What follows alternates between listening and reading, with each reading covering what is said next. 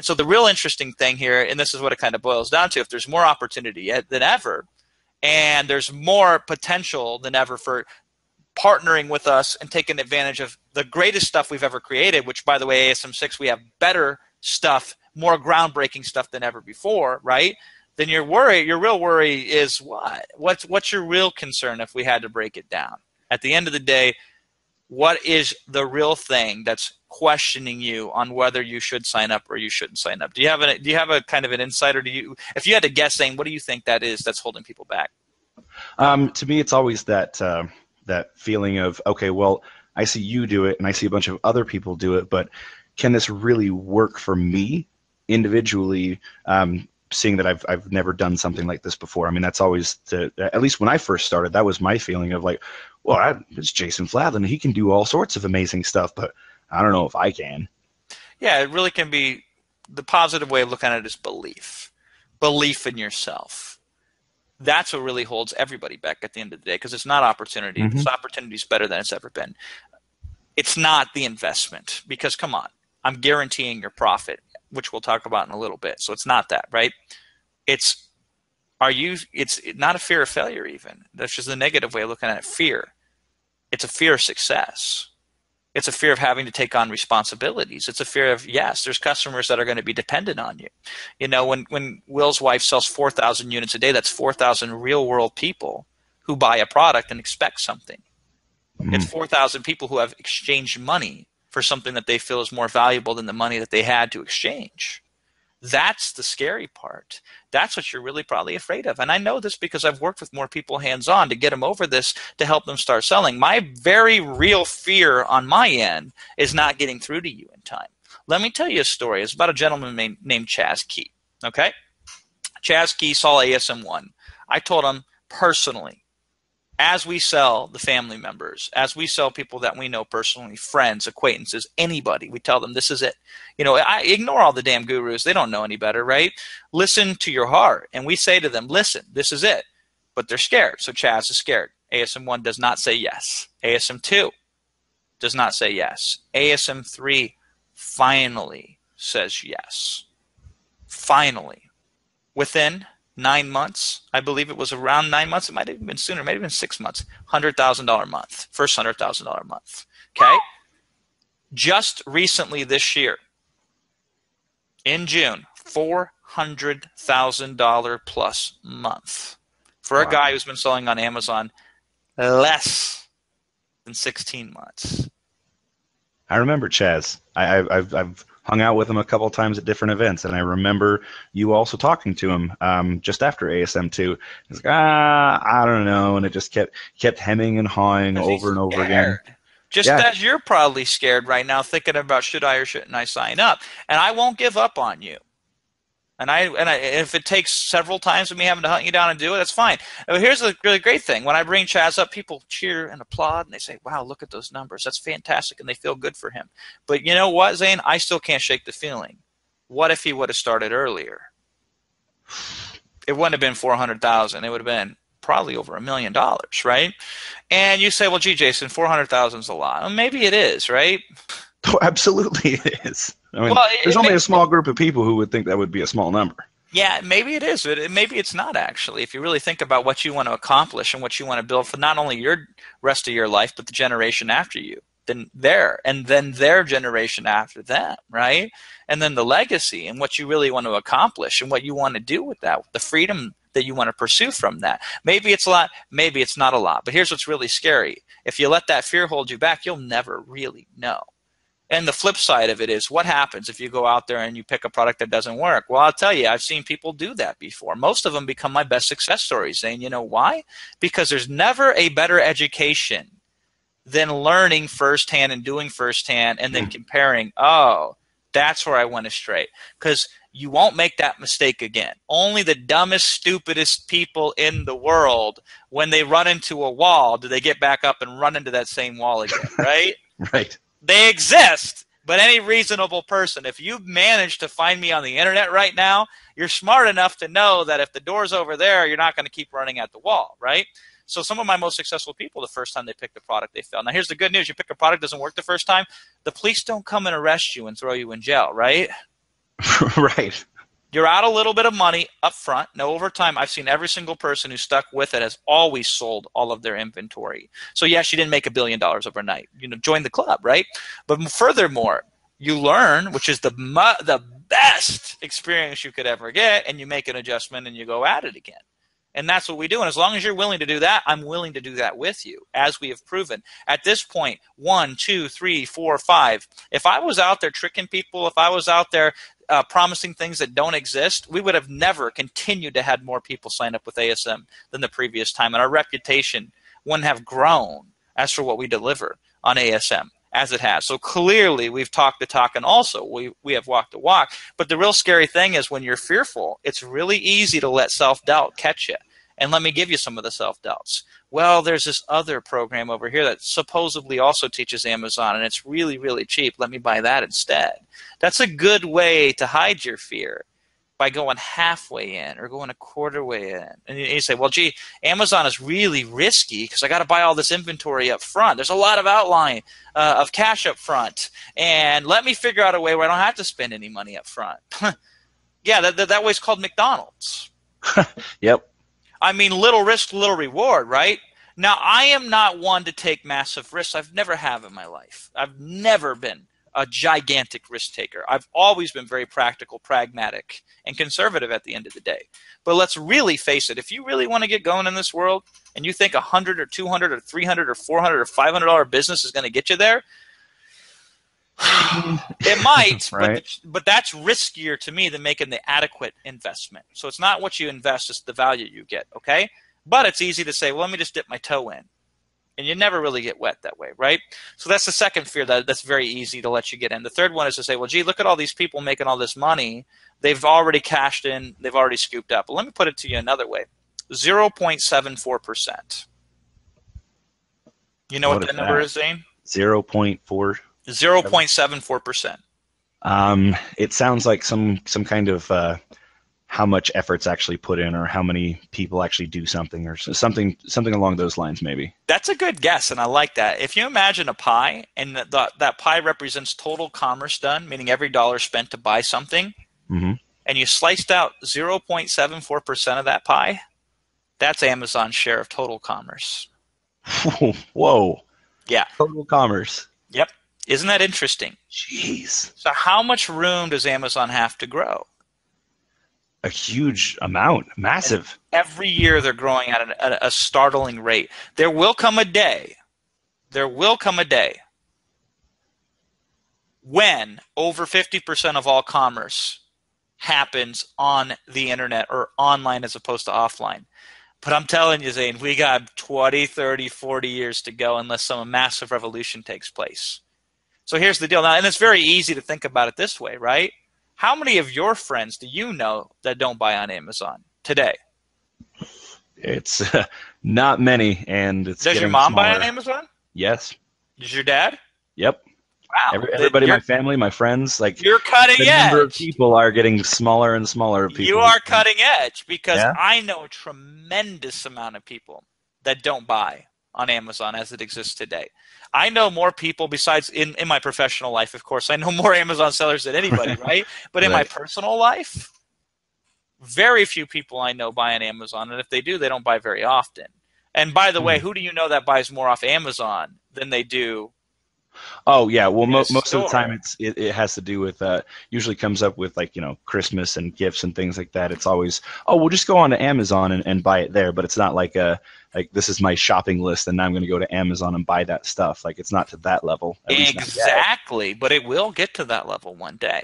It absolutely will. I mean, if you look at the average household and what they spend per week, and then you look at the percentage of that goes to online, and then furthermore, the percentage of that goes to Amazon, it's laughable how small that really is. So we're over here thinking, oh my God, this is a gigantic market.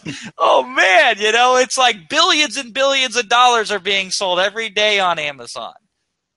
That's huge, right? Nothing. But the other growth chart that you want to look at is the rate of growth per year. Mm-hmm. And the percentage of online e-commerce, as we call it, versus offline. It's growing at a staggering rate of 6 times what offline is growing at. And so, yes, there will come a year, and I'm predicting, Zane, it's the year 2025. So what is that, 10 years 2025. from now? Yeah. Yeah. Okay. Good. Where Solid decade. e-commerce will equal regular commerce, where 50% of the dollar will be spent online as opposed to offline, or digitally at least, as opposed to physically. Okay? Now, Wow. if you want to wait till 2025 to take advantage of that, what do you suppose is going to happen to you? Well, you're gonna suffer way more than if you were gonna jump in now. Why wouldn't you jump in now? If that's where it's going, milkmen, that's what you are, right? Yeah. You're a milkman. Yeah. Right now, if you're resisting the temptation, and by the way, I'm not talking information goods. For every person you know that's buying an information good online, there's a million transactions that are taking place for physical, tangible, Yeah. actual, household, everyday goods. Okay? Think about that, for example. Yeah. But here's the deal, okay? If this thing is growing at a rate that we can't stop it, and you want to resist that, you're a milkman. You're somebody that says, no, no, no, no, no, no. I don't want to change. I'll just keep delivering the milk, and hopefully I'll have a job next year. Well, there ain't no milkmen anymore, right? Mm. You're a newspaper. Well, we'll just keep creating a newspaper, and let's hope that people want to subscribe to it. Gone. Or almost gone, right? You Well, it's like you were adapt. saying before, positioning, right? Like you want to be positioned. I mean, I keep hearing in the news, I think it's not a matter of if, but when we start seeing those Amazon drones delivering products within an hour of ordering them. I mean, Absolutely. that right there to me is okay. That's the real race. Like, get as many products as you can in before those drones start flying, and then at that point, yeah, go ahead, cash your check, you're done. Call And it by the good. way, I believe it's 12 cities, Amazon already has hour delivery set up for certain items. Oh wow! I think what New York was one of the first ones. I think maybe, or maybe it's just on the list. But makes me jealous. Makes me want to move. Well, the point of it is it's eventually going to get everywhere, right? This Hmm. is it's not something that's a fad. It's not something that's a flash in the pan. A lot of people like to compare it to the gold rush, but here's the deal: gold is a finite resource that you have to dig into the Yeah. ground and take out. Products, they're not a finite resource. Selfie stick, okay? 4 years ago, nobody bought a selfie stick. Hmm. Now, nobody buys them anymore again because everybody already bought one, right? Hmm. There are more product and product opportunities and product and markets that are looking for products than ever before. Amazon is selling more than ever before. Amazon is creating new opportunities such as customization, such as Prime Day, such as subscribe and save, such as same-day delivery, such as Sunday delivery than have ever existed So, before, right? so it sounds like even you projected to get 2025 when it's really super saturated. Even at that point, it sounds like that's something that even the people in ASM Masters will still be around to say, here's all the other new stuff, even though it's 2025 and Amazon is on everybody's tongue.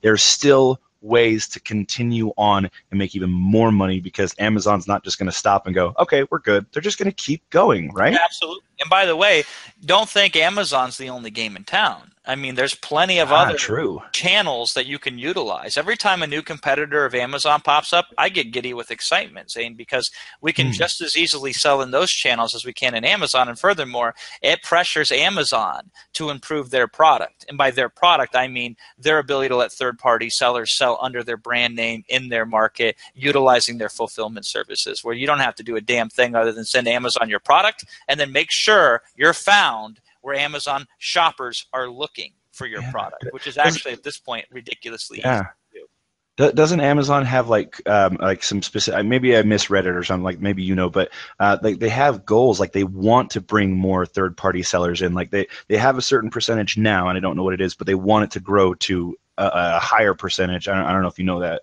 Yeah, so or what that might mean. 57%, according to most statistics, are Wow, of all sales done on Amazon are done by third-party sellers. More than half of them, right? And Amazon 57. realizes that the easiest way to continue to reach more people and sell more products is not to create them; It's to let other people who've already licensed, created them, invented them, or in our case, I don't want to invent a damn thing. I just want to slap a label on it and win through superior marketing, which is what we're known for, right?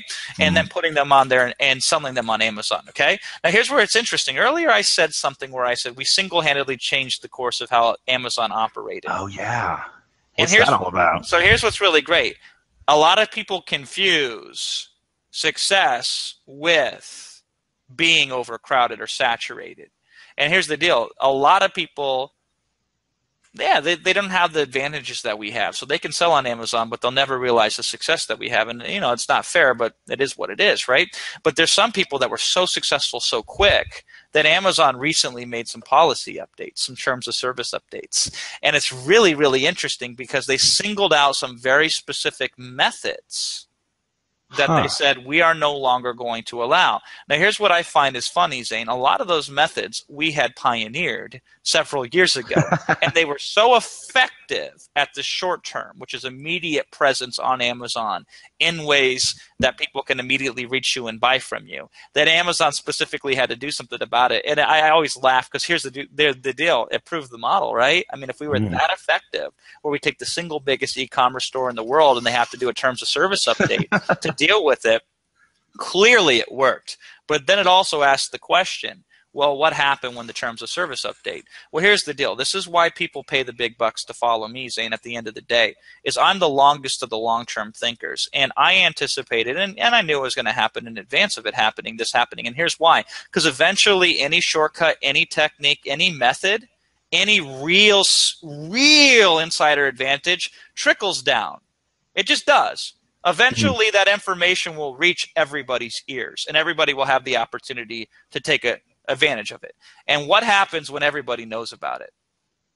Well, then that's where you hit that saturation point, and someone says something's got to change. Yep. Yeah, it loses its effectiveness. I want to have that thing that very few people have. Now, 2,000, 3,000, 4,000, 5,000, that's very few people. But eventually, through observation or through whispers or through hanging out and networking, that thing does trickle down to hundreds of thousands or millions of people or millions of sellers and so forth, right? And so because I know this to happen, I constantly have to be the pioneer coming home full of arrows. And don't cry for me. It's made me a multimillionaire before the age of 30, right? You got tough skin. I mean, I'm willing to take the arrow. Most people, you do not want to take the arrows. You got to push in and you got to give it hard. But that's what I do. It's what I'm born to do. It's what I'm good at. It's what I'm natural at. You don't have to be the pioneer. Just follow the pioneer.